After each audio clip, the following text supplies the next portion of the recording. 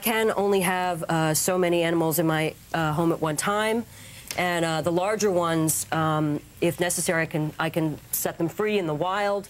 Some of the smaller ones may die. So, I assume you're sending them to, like, dog heaven or something? Is that what you're talking about? It's not called dog heaven. It's called Cananidia. It's called what? Cananidia. And let me tell you something. If a dog could figure out how to put a man to sleep, he would do it. Are you gonna be all right? I'm fine. Should a dog always be kept on a leash? Yes, for their own protection, because it's not the Garden of Eden. You know, we have traffic. Mary, what's your take on leash laws? I hate the idea of restraining a dog. I hate the idea. I knew you'd say that. Oh, isn't that interesting? Well, if I am forced to use a leash, which yes, I am, then I use a dual harness. What's that? A dual harness is a collar for the animal and a collar for me. I am not. What? Why is that so crazy? It doesn't restrain either person. Nobody's following. Nobody's leading. The animal is, for once, allowed to go where it wants to, and it's still safe. I mean, one time I spent a half an hour in the garbage, but you know what? That's where my dog wanted to go. All right, let's move on. Next issue. Where is the line between animal rights and human rights? Now, Ms. Daniels, you've been doing some very unorthodox work in your community to change laws concerning animals in public. Now, let's take a look at some of that footage. Watch the screen. Do you pick up after your dog? I do.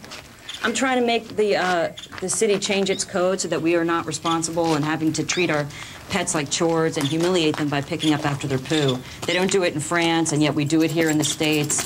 I just think it's an archaic practice, and I think it's humiliating to our dogs. Can I just maybe... I'm totally for picking them up. I think it's the responsible dog owner thing to do, and if you've ever stepped in dog shit, you know that it's not pleasant for the animals. Well, that's why I'm handing out protective booties called duty booties. So in the worst case scenario, you're still protected on your shoes. It biodegrades, it decomposes down, and basically becomes fertilizer for nature. So it's not something toxic that ruins the environment. Can I talk to you for a second about dog droppings? Do I look like the kind of guy that likes to get into conversation about dogs? I say Pick it up. no! The dog, pick that baby up. No! Stop being so lazy. You're trying to tell me that because I stop and pick up my dog droppings, that my dog feels bad? Feels insulted? That's what I'm saying, sir. So we don't have to treat our dogs like chores. Hey, listen, this is what they do in France. Exactly. That's what I've been I telling lived there for everybody. 5 years, and it's just like, hey, you know. Do you know that in France they don't require anybody to pick up after their dog? What happens in France? France is a backward country. Should people not be forced to pick up their dog's droppings? Joanna, let's begin with you. Yeah, I mean, absolutely people should pick up their dog droppings. It's a perfectly natural process, and they're not humiliated by it at all. You wouldn't be humiliated? You wouldn't be humiliated if somebody came along and played with your poop after you dumped one? They wouldn't have a chance to do it. Next up, animal testing. Cruelty to creatures or protection for people? You can let your animals at home test products. Stick around.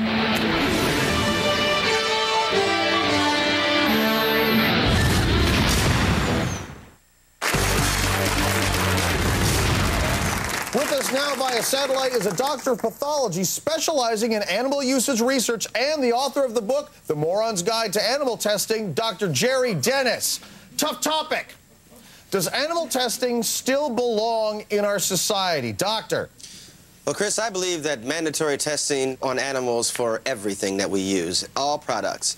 I call it my anti-cruelty to humans campaign. And in my book, I have examples on how you can let your animals at home test products. What? I, for one, only use products that have been tested on animals. That's the only thing that I can trust.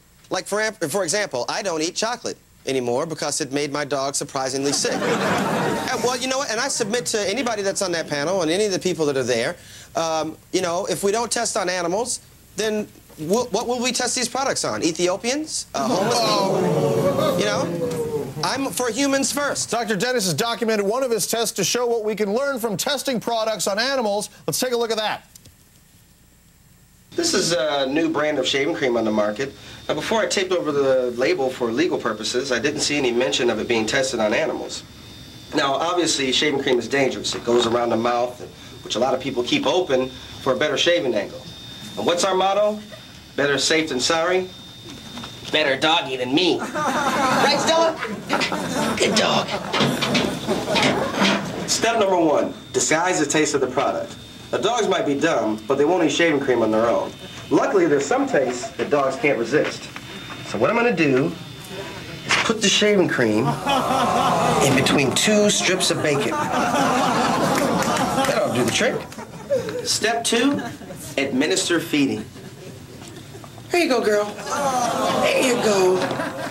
That's like a champ, yeah. She's chowing it down like a trooper.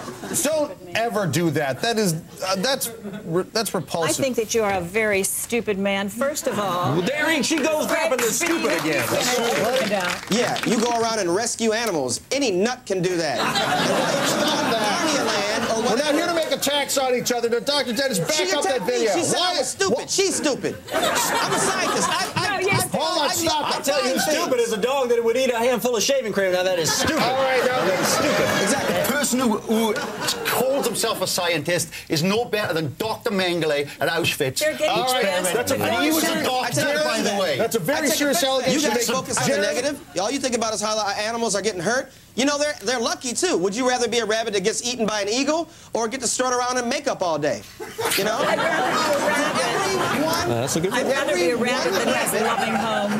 For every 1 rabbit that's eyes are burning from hair conditioner, there's 9 rabbits whose fur looks fantastic. These animals are giving rabbits are suffering, and we all know they're suffering. Are you just treating these animals just like test subjects? I mean, that's what they are to him. No, they're not. They're not just. They're my co-workers. These animals are heroes. That monkey that got shot out into space and that got left out there. Can you imagine that? He's a hero right now.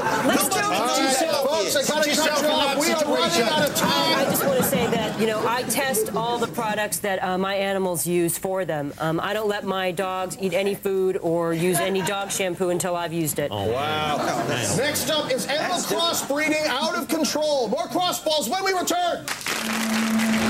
Cats and the dogs will breed together. They will create dads and cubs.